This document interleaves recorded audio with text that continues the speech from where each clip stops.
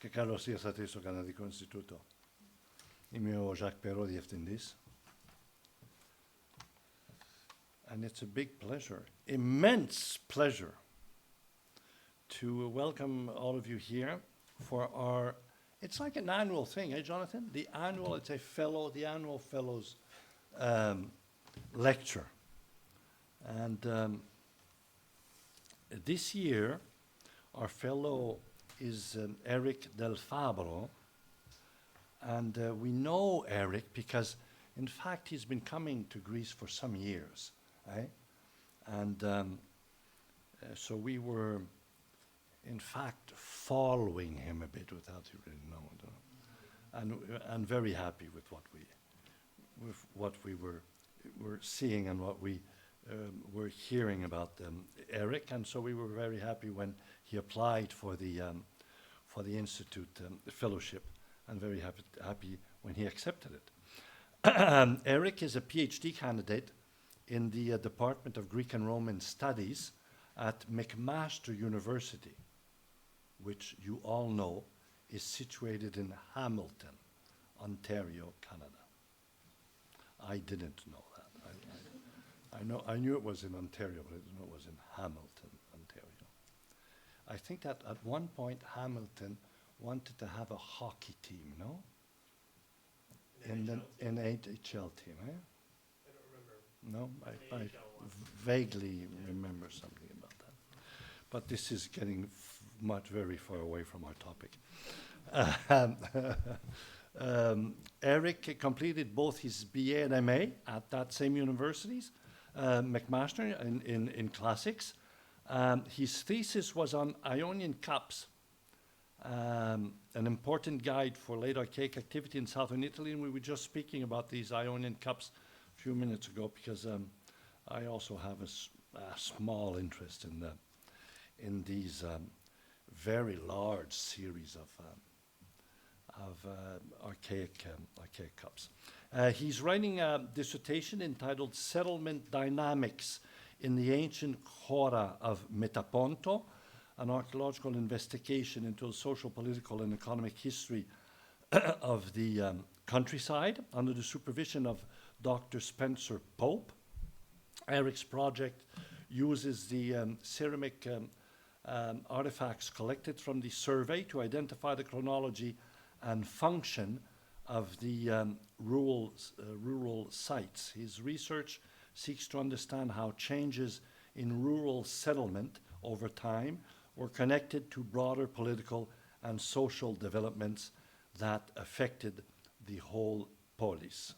Eric is an active field archaeologist, currently serves as assistant director of the Metaponto archaeological project, which has conducted several years of excavation at the indigenous settlement of Ikoronata Greca in order to better understand interactions between the Italic populations of Basilicata and Greek migrants.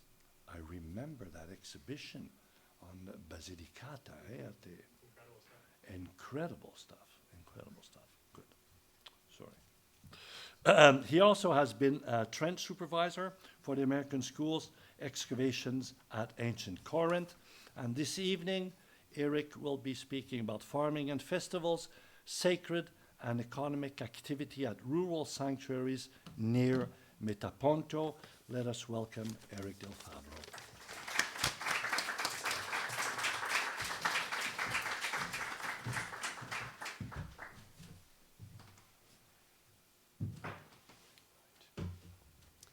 Kalispera sas.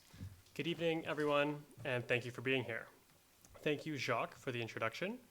I'm very grateful for the opportunity provided by the Neda and Franz Leipen Fellowship, which has allowed me to live in Athens this year and focus on my research. It's been a productive and very enjoyable experience, and I want to thank all the staff of the CIG for their support, as well as the managing committee. My talk this evening is based on a project I developed this year with my good friend and colleague, Dr. Christine Davidson of Trent University. Christine and I have both been involved for many years now with the Metaponto Archaeological Project, which is coordinated by McMaster University and St. Mary's University. The project has conducted both archaeological survey and excavation in the core of Metaponto, and so in September, we put our heads together and wrote an article that combines some of the ideas and data from our respective dissertations. And I'm excited to share the results with you tonight. Okay, so to get us situated, here is a map of southern Italy with Metaponto here on the Ionian coast. The city was founded by Achaean Greeks from the Peloponnese around 630 BCE. The territory of Metaponto stretches roughly from the Brodano River to the Cavone, so about here all the way to here, and then extends about 25 kilometers inland. The majority of this area is composed of marine terraces created by the Peloponnese around 630. The thick bedrock of silty clay generated an immense quantity of fertile soil, and these gently sloping terraces were well suited to cultivating cereals. The walls of the river valleys could then be used for grazing animals and growing other crops. And indeed, even in antiquity, Metaponto was famous for its grain production. The success of this economic strategy translated into the means to adorn the city center with a series of monumental public and sacred buildings. Arguably the most notable of Metaponto's early architecture is the Ecclesiasterion, located here, an assembly space with the potential to seat about 7,500 people in the mid-6th century. The scale of this structure suggests incorporation of an enfranchised populace, including both those settled in the urban core and those who permanently resided in the chora. Its location, immediately adjacent to a temenos and shrine dedicated to Zeus Agoraios, Zeus of the Agora, here, allows one to imagine a space sharing both political and cultic activity. This also presents an early precedent for integrating cultic and civic spheres among the Metapontines, a practice which is mirrored, we will argue, in the chora. The countryside of Metaponto has remained relatively unchanged from antiquity until the mid-20th century, and therefore a great quantity of ancient material has survived with only minimal disturbance. And this offers archaeologists an important opportunity to study in detail the rural life of a Greek polis. The first systematic survey began in 1981 under the Institute for Classical Archaeology at the University of Texas at Austin. The ICA's survey, directed by Professor Joe Carter, began with an area of about 40 square kilometers between the Brodano and Basento rivers. This area was chosen because it incorporated topographic features representative of the entire chora, and it was known by prior reconnaissance to be the heart of Greek and Roman activity in the countryside. Survey was carried out on fields with similar visibility conditions, using a standard walking interval of 10 meters. Once a site was identified, all diagnostic ceramics, meaning identifiable rims and bases, were collected in order to ensure representation of all artifact classes at a site. In the 1990s, the survey was extended to cover a similar-sized area between the Basento and Cavone rivers, as well as continuing inland until evidence of Greek presence disappeared. Carter and the ICA, in 2011, published a detailed history of the chora based on the survey of just the Brodano-Basento transect. The material from the other half of the chora has not yet been fully studied or published, and in 2017, McMaster University inherited this legacy data from the ICA, and since then we've initiated a new excavation in the territory, as well as beginning to process much of the unpublished material collected by the ICA and ourselves. The survey of Metaponto's chora has identified hundreds of sites documenting human activity from the Bronze Age to the medieval period. But the majority of these sites belong to the period of the Greek polis, roughly the 6th through 3rd centuries BCE, when the countryside was occupied by a dense network of farmhouses, sanctuaries, burial grounds, and craft areas. While rural communities operated as part of the larger political entity of the polis, they also functioned as localized polities in miniature, sharing identities based both in the polis and in their immediate region. These communities exercised degrees of self-governance, particularly in matters of land management, agricultural production, and local dispute settlement, which were not easily overseen from the city center. Sanctuaries in particular played an important role in structuring community life. Francois de Polignac's influential bipolar model of the polis emphasizes the importance of extra-urban sanctuaries in defining territorial boundaries and providing spaces for political, commercial, and familial exchange.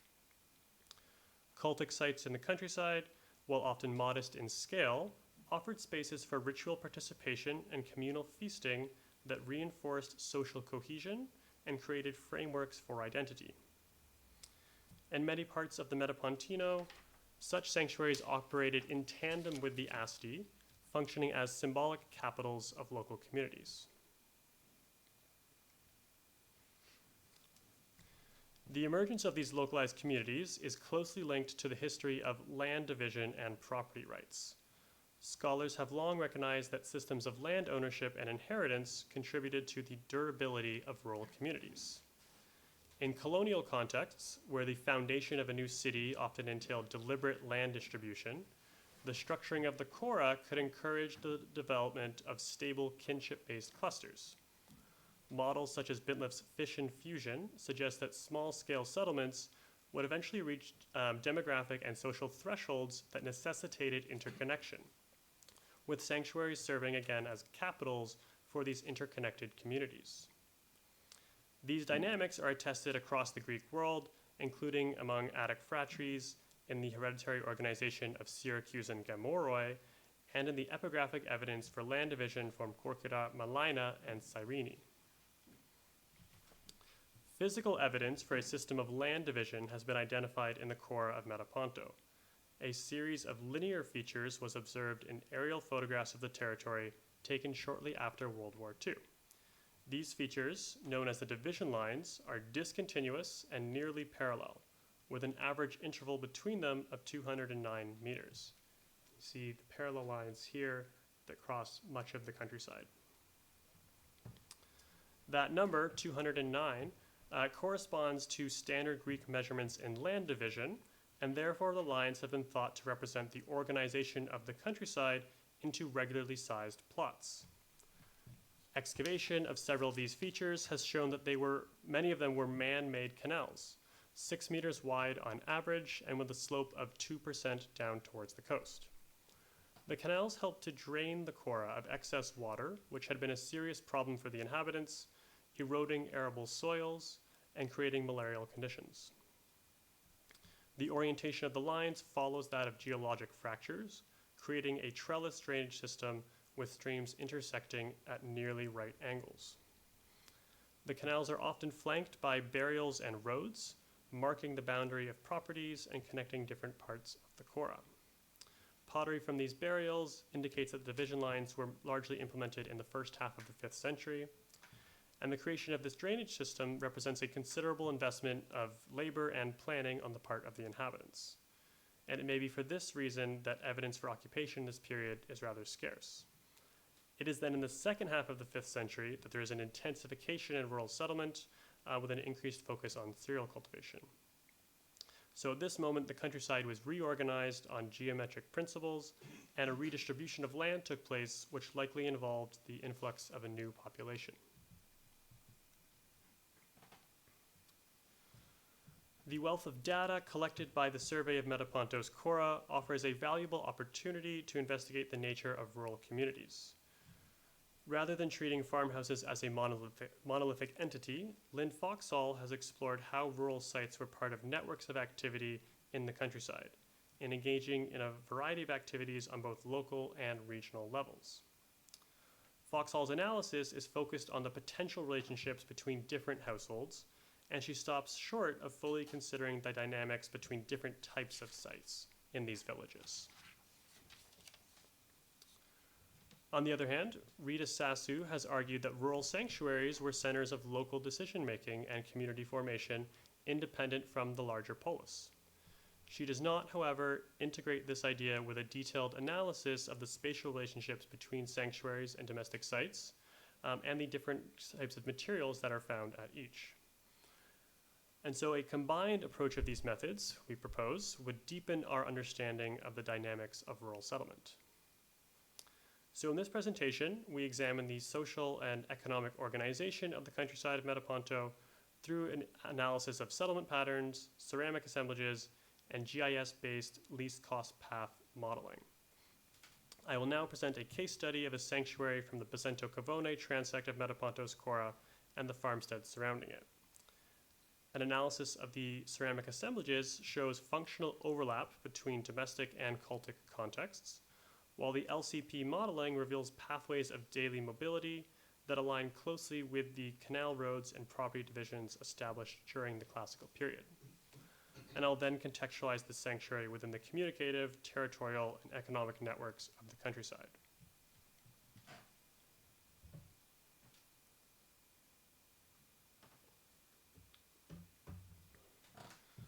So this investigation centers on a case study from the survey of the Pacento Cavone transect of Metaponto's chora. So here we can see again a map of the countryside. This whole area has already been studied, and we're working over here. Many of sites were identified by Carter and the ICA, but they've not yet been fully examined. I did some of this work for my dissertation. And in my study of these survey assemblages, I identified a sanctuary, site 904, situated here on a tributary, next to a tributary of the Cavone River, and we're about 11 kilometers from the city center itself.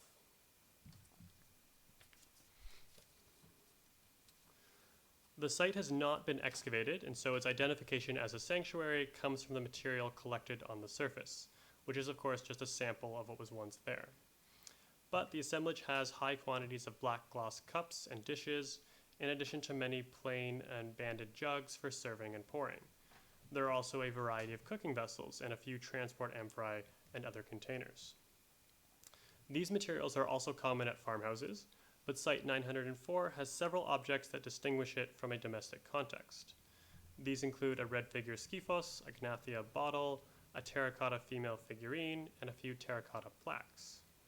The most important piece of the assemblage is a fragmentary terracotta antefix in the shape of a female face. Unfortunately, due to issues with permission rights, I'm unable to share a photo of the piece itself, but this is a similar example from another survey site. The antefix, in addition to a very heavy tile scatter observed on the surface, is strong evidence for a small sacred structure at the site. This structure at Site 904 was likely similar to a farmhouse in size, about 200 to 300 meters squared, but it has some architectural embellishment to distinguish it from an ordinary home. The nature of the cult activity is difficult to reconstruct without excavation, but we can draw on parallels from elsewhere in the chora. Nearly 20 sanctuaries have been identified in the Metapontine countryside. They range from simple deposits of votive objects to small house-like structures to monumental temples. You see on the left the extra-urban temple of Hera known as Tavole Palatine, and on the right a reconstruction of a spring sanctuary at Pantanello. Sanctuaries in the chora are often located close to sources of water, such as springs, and many of the larger ones seem to be strategically located to connect the countryside to the city center. Excavated sanctuaries have yielded high quantities of ritual vessels, such as miniature craters, oinakoi, fialai, luteria, and a whole host of terracotta objects, including figurines of gods, goddesses, and devotees. Female figures are particularly popular for much of the city's history, and we know from literary and epigraphic evidence that Artemis and Hera were particularly important to the Metapontines. These two goddesses were the protectors of the polis and important for the fertility of the countryside. So even though the sanctuary 904 does not have any indicator of a specific deity being worshipped, its position beside a source of water and the presence of a female figurine may suggest a similar connection to fertility and civic well-being. The ceramic assemblage suggests that feasting and depositing votives were important components of cult activity. Chronologically, a few fine drinking cups can be attributed to the late Archaic period. The classical period has more black glass drinking cups, type C skyphoi, semblance calyxes, and a variety of plain and banded jugs and cooking pots. And then in the Hellenistic period, we have several different cooking vessels, dishes, and many drinking cups. So while activity began in the late 6th century, it intensified dramatically in the classical period and even more so in the late 4th century. So this sanctuary, though, was not isolated, but formed part of a rural community connected by social and economic practices. And an investigation of the farmhouses near the sanctuary reveals the ways in which the different parts of the community interacted with one another. So I'll begin with the largest of the nearby farmhouses, site 876, which you see indicated here. This assemblage contains 546 artifacts, which is one of the largest quantities of collected ceramics in the entire chora. And in addition, a very heavy tile scatter and numerous building stones were observed at the site.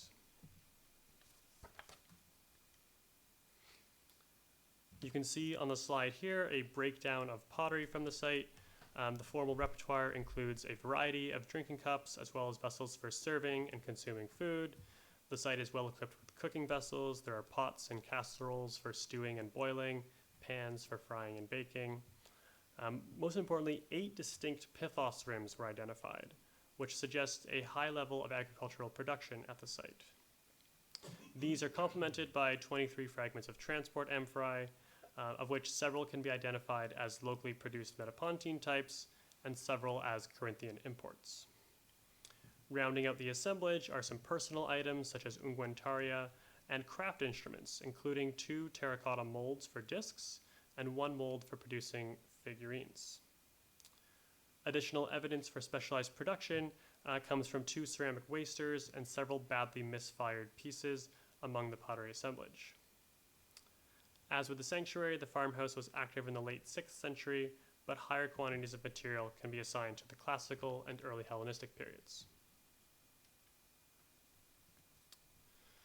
So the evidence for ceramic production at Site 876 makes it a likely candidate for supplying cult objects and service instruments to the nearby sanctuary. Particularly important are the molds for votive discs and plaques from Site 876. Again, I apologize for not being able to include photos of the proper artifacts, but these comparanda are quite similar. So the first mold here on the left has a palmette above a meander pattern separated by a horizontal register, and the second, the top right here, has a series of palmettes underneath an ovalo motif. These parallels from the urban sanctuary suggest a date in the 4th century BCE. These types of discs belong to a class of terracotta objects whose exact interpretation has been debated, but they are regularly found at other sacred contexts in southern Italy. And then a third mold in the bottom here, although it's poorly preserved, is similar to examples for relief plaques of female figures. And so the products of these molds were likely intended for dedication at the nearby sanctuary.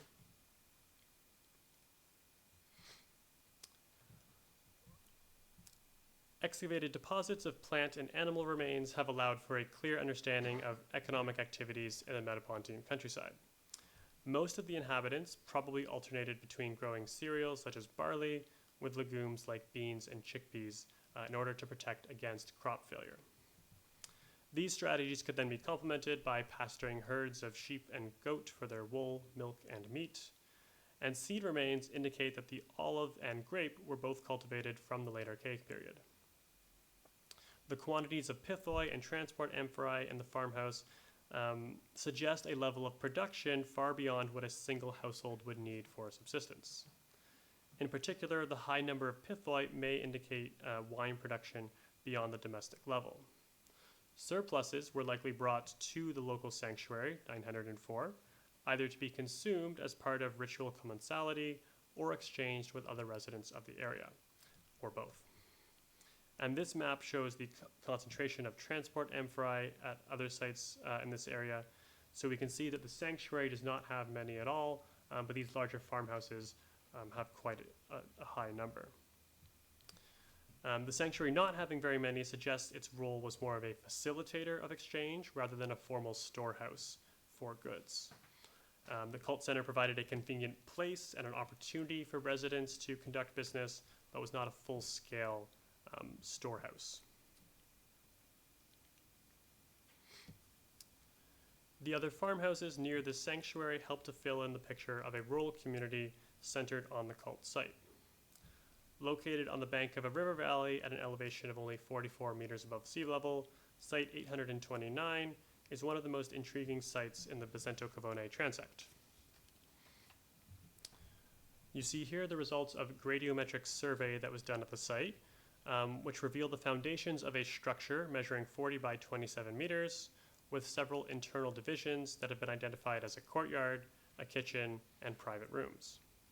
The investigators observed pottery and kiln slag in the courtyard area, and a series of wasters among the assemblage confirms that ceramic production took place.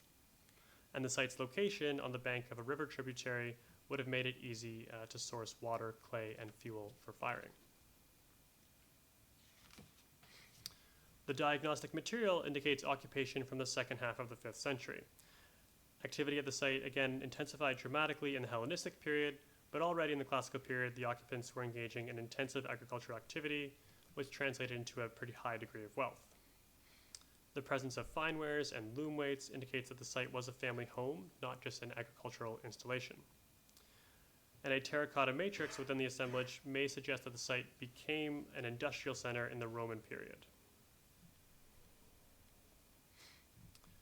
The assemblage of Site 829 suggests a similar relationship to the sanctuary as the other large farmhouse. Shapes related to drinking make up 27% of the assemblage, followed by cooking wares and long-term storage vessels. By contrast, votive and ritual objects make up only 4% of the assemblage. And so the evidence for different types of production indicates its role within the rural community. Intensive agricultural activity is suggested by a minimum of 7 individual pithoi. And again, this level of capacity far exceeds the requirements of a single household, and therefore the inhabitants were likely selling surpluses at the nearby sanctuary. In addition to agriculture, several loom weights in the assemblage testify to textile production, which again could have been exchanged with other members of the community. And finally, the site may have been producing pottery or terracotta votives, but the date of that activity is harder to pin down.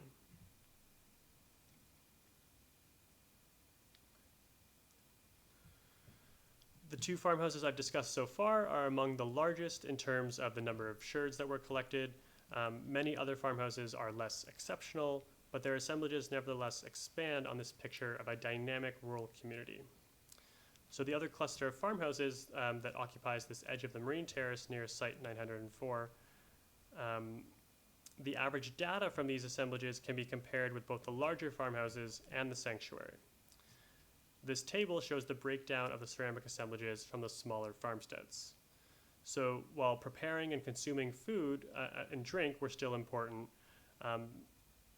they have much fewer storage containers as well as votive and ritual objects, with more than half containing none at all. And furthermore, there is no evidence for the kind of ceramic production or specialized production at the other farmhouses. To kind of help us visualize this better, these 2 maps show the kernel densities for pithoi and transport amphorae again at sites in this area. And so on the left, we have the densities of pithoi. You can see that really only a couple sites have these large storage containers. The smaller ones in the sanctuary are really lacking in that. So this may indicate that they were producing agricultural goods on a smaller scale than these larger farmsteads, Site 829 and 876. We also know from evidence of ancient repairs to pithoi that these large containers could be quite expensive items. On the right-hand side, we have the density of transport amphorae in the area, and we can see that the diffusion of this class is more widespread, occurring at nearly all the sites in the area. But there are still greater densities at the larger farmhouses. Nevertheless, the consistent presence of amphorae suggests that even the smaller farms were still involved in exchanging goods such as olive oil and wine, which likely took place at the nearby sanctuary.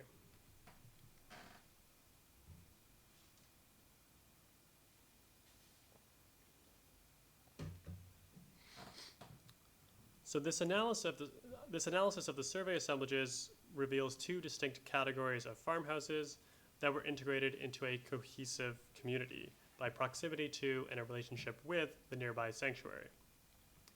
First, there are the large and prosperous farmhouses. These sites engaged in intensive agricultural production, which generated sufficient surpluses to exchange at market. They also produced votive objects and other specialized goods, such as wine and textiles, all of which could have been brought to the nearby sanctuary for trade. And that such exchanges took place, we believe, is reinforced by the second category of farmhouses, which contain these fewer large storage vessels and fine ceramics. These smaller farms were not as productive as the others, and likely relied on the larger sites for specific items like terracotta votives. And so in this way, the coexistence of the two categories of farms benefited the entire community. The larger farmhouses profited from being able to sell their products locally. The smaller ones had access to goods beyond what they themselves produced without needing to commute to the Asti over 11 kilometers distant. And the inhabitants of both types of farmhouses gathered at the nearby sanctuary for communal worship and feasting, whose occasion also facilitated economic exchange and civic decision-making. And so in this manner, a group of self-reliant and self-governing residents developed and maintained a distinctly local and distinctly rural community.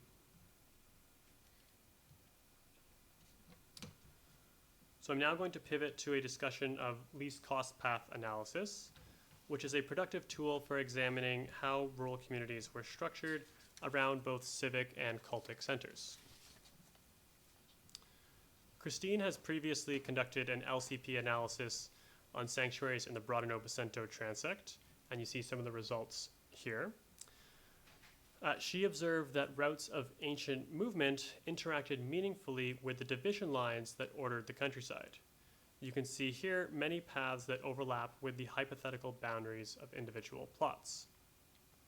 This reveals a landscape in which routes of daily mobility were embedded within the very framework of agricultural production, drainage, and colonial land distribution.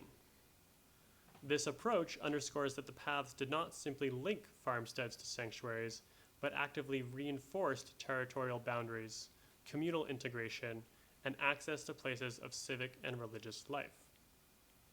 When integrated with survey evidence, such as ceramic assemblages and architectural remains, LCPs enable definition beyond abstract models of mobility to reconstruct how local communities coalesced in the chora.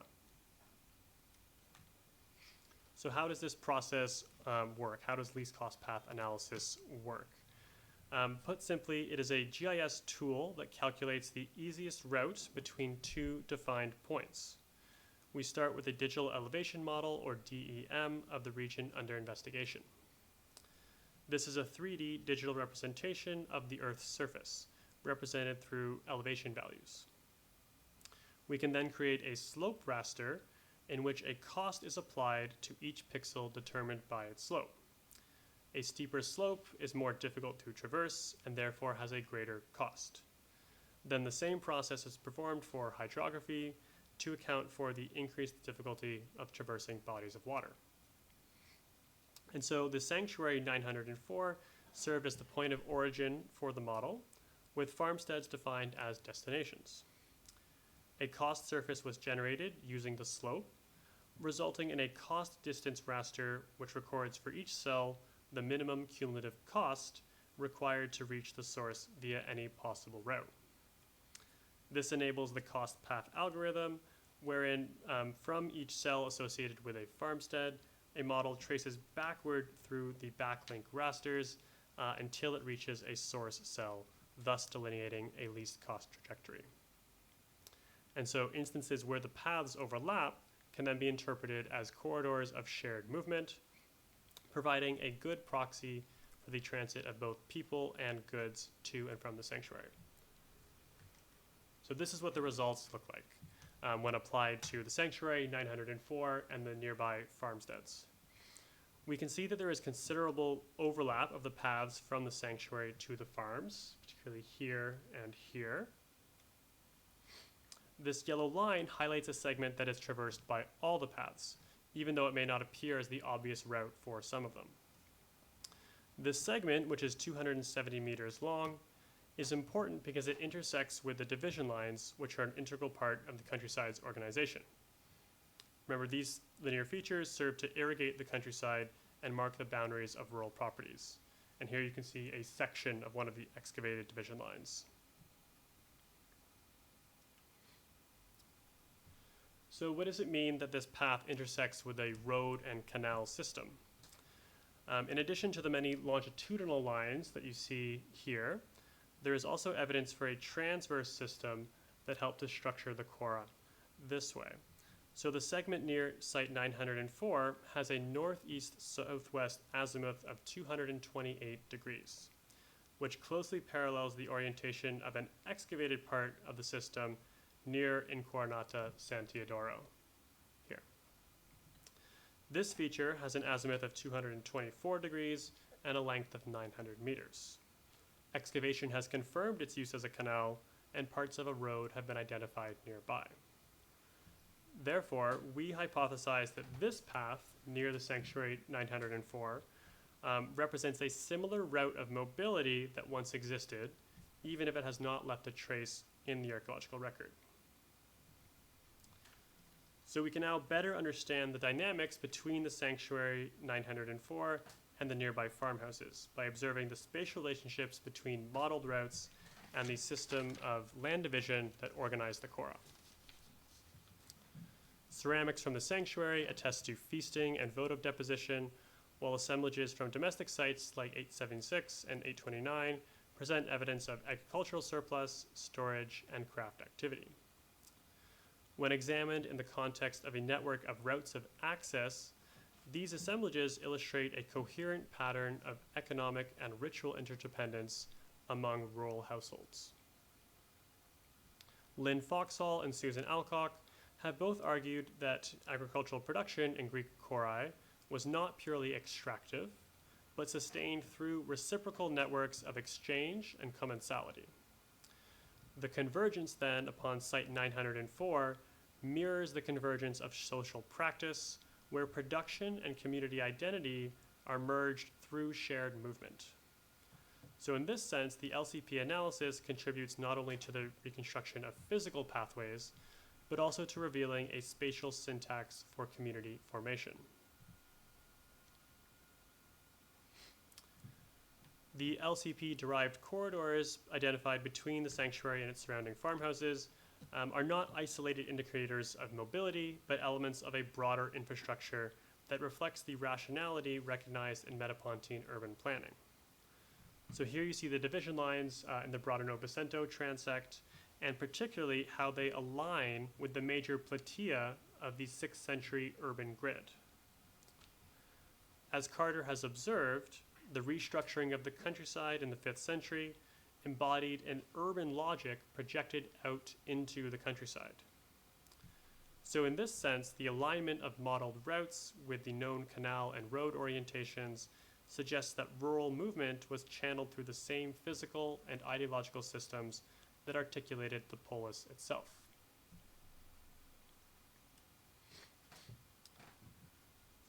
So the economic role of sanctuaries in the chora can now be reconsidered in light of other reevaluations of Greek market systems and regulations of trade.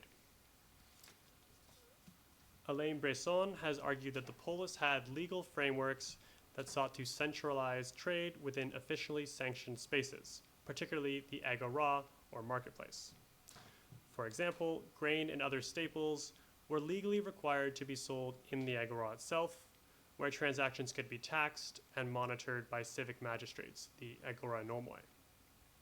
However, Bresson and others have shown that markets also existed beyond the city's limits, including in Athenian demes, along territorial borders, and most importantly for our purposes, at sanctuaries during cultic festivals known as panegyres. During these festivals, temporary markets were essential in providing materials for votive dedication and feasting. Particularly in areas without a formal marketplace, such as deep in the countryside, sanctuaries provided a convenient but indeed necessary location for trade and exchange to take place.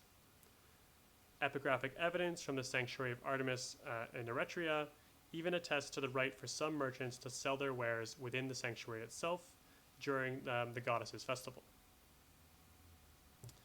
So with this in mind, rural sanctuaries such as Site 904 may have functioned as legally sanctioned periodic markets, where agricultural producers could exchange goods during festivals. The archaeological evidence for communal feasting and the presence of transport amphorae at these sites aligns well with such activities, suggesting that ritual and economic activity were intertwined to some degree. These gatherings at the sanctuary then would have facilitated not only cultic observance, but also the redistribution of agricultural surplus within the local community, still under the civic authority of the polis. And indeed, such events could even have provided a mechanism for integrating rural populations into the regulatory systems of the city-state.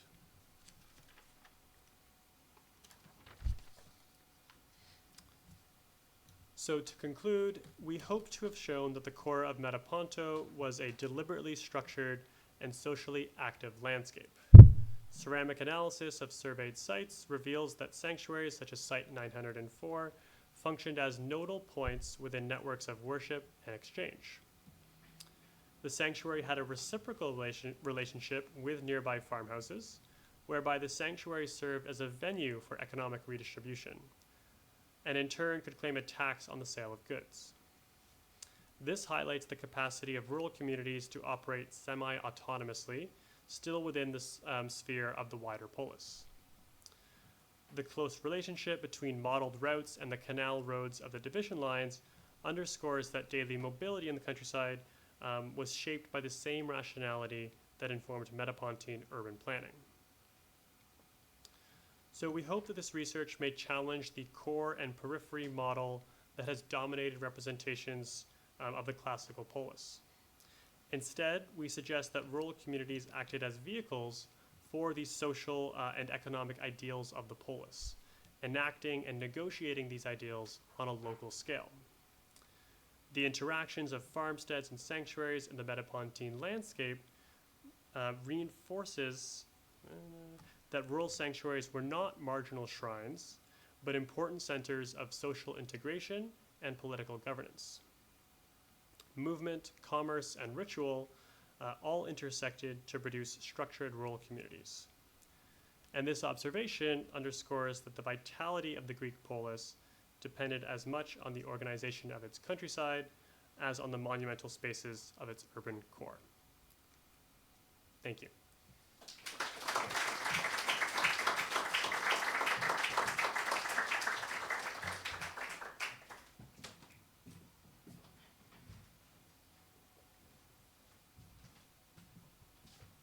Maybe I put this one. Sure. I don't know how this works. Hey, thank you. So, I'll start. Thank you. It's very interesting. It's a lot of information. It's a lot of information. Seriously, I mean, and all these lines, and you have this polis grid that in the countryside that goes on for kilometers and kilometers, and then you have these farmsteads, these small establishments that you say you don't wonder if they really correspond to this grid or not. And then you have the sanctuaries, some are on the grid, and then you have the pathways that go that don't correspond to it. It's very it's a lot of information, but it's really interesting. It's really interesting what we can get out of this walking around and looking at this material and trying to link all this together. I have but I'm going to first let if I can get this thing on here. I think I'm okay. It's on, eh? Do I have any questions from the audience? Or can I maybe start with something regarding one again? This, I didn't catch very well. Now you have sanctuaries and you have all these farmstead and these establishments. Mm-hmm. Do you know is there anything that comes first? Do you have first sanctuaries and then farmsteads, or do you have first farmsteads and then sanctuaries, or is it? It seems to be sanctuaries. There are a few sanctuaries in the broader Novecento transect, that date to like the early 6th century, and they seem to be the very kind of first occupation in the chora period. Regular kind of settlement in terms of like farmhouses and other sites don't appear until the second half of the 6th century. Okay, and do they tend to, the earlier ones tend to be built around the existing sanctuaries of those existing Yes, sanctuaries? many of them, yes. Yeah. Yeah. So they, it really Yeah, serves there's a as close as a relationship, way it seems, to, yeah. It's been hypothesized that some of them may even be linked to Ganoi, to families that were controlling access, down the rivers for goods and people. Okay. Good. Yes.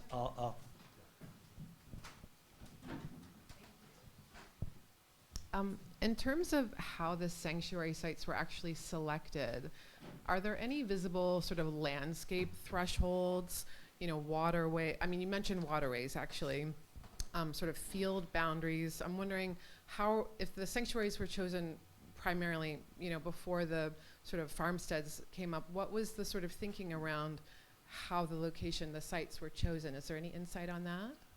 It does seem to be primarily proximity to water, and then there's a kind of a few points of access, let's say. So some of these areas, the streams kind of continue inland, and so there was a connection with the hinterland and the indigenous populations that still lived up here that might have been a concern. A couple others are on the river here that seem to be more a statement of territory. The monumental Doric temple is around here, and that seems to be a statement of, this is now Metapontine territory. And was the presence of sort of the water itself thought to be practical, or was it sort of more linked to ritualistic sort of use or thinking? I think a bit of both. There are some shrines that seem to be just kind of depositions of artifacts near a source of water. And then there are lots of examples of like wash basins at sanctuary sites that, could have been involved in ritual purification, but also could have been more quotidian purification as well. So it's hard to determine the difference there. Thank you. Thank you. Thank you. Thank you, Eric. That was really interesting. I have a question about the sanctuaries. Mostly, do you have, I know that, you didn't excavate the one that you have, but do you have any idea, who was, or who were building these sanctuaries? And I'm curious because I wonder if it's something that that people in the ASTI are going out and creating these like nodes in the landscape, or if it's something that you think is more organic where people are coming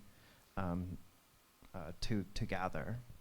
Thanks. Yeah, a very interesting question. One of the earliest sanctuaries has a terracotta frieze that I think they've said that it was produced in the city center, like a mold for it was found in the city center. And so that one, there seems to have been perhaps a greater degree of like oversight or involvement on behalf of the polis. Others, it's harder to say. I think it's been hypothesized kind of based on the development of these kind of clusters that might be like one or two families that were leading the way in these endeavors, but it's very difficult to say. Thanks. Thank you. Do we have? Okay, yes. Thank you. It's more of a practical thing I want to ask. All the lines you have located belong to ditches, like moats and things like that. Have you considered the possibility that next to this ditch, they might have some roads also, making communication easier? Thank you. Oh yes, they absolutely did, and excavation has confirmed that many of them have roads directly beside them. Yeah, thank you. Any other questions? Yes. Thank you. Very, very interesting talk, Eric. I'm not an archaeologist. I don't know much about archaeology, but you did mention something about the least cost path analysis, and I was just curious because is the area flat, And does that analysis refer to energy costs of people walking? Is that mobility? Yeah. Yes, it does Okay. refer to the kind of energy cost of people walking, and you can actually add in all kinds of other factors. Like you could say someone walking with a load of whatever on their back, someone walking with a donkey beside them or something like that. And so that is the kind of analogy. And then your first question, sorry, remind me. Is it the terrain? Is it The fairly terrain, flat? it is not flat, but it is a pretty gradual slope of something like 2 to 3% only down towards the coast. So there are kind of these river valleys, but these kind of areas are pretty level. Yeah. And what about the use of equine, like donkeys? How does that affect the analysis? I'm just thinking of my village just south of Corinth, Mm-hmm. and the people live on the high part of the village, but they work in the valleys, and they Mhm. would always use donkeys up until the 70s. Yeah. So you'd rarely see people walking. They'd all be taking donkeys back and forth. So how would that affect any analysis? I'm not 100% sure. I think the issue would be that we don't have great evidence for like the domestication of donkeys or other kind of draft animals like that. Horses seem to be only the purview of the elite for most of southern Italy in this period. So I'm not sure that I can give you a good answer on that. The other issue is that while it is possible that people were, commuting somewhere, the presence of burials often right next to farmhouses has been interpreted as evidence that people were living there permanently. Oh, I see. Okay. Yeah. Thank you. Thank you. Thank you. Other questions? Well, Eric, thank you very much. Thank you all.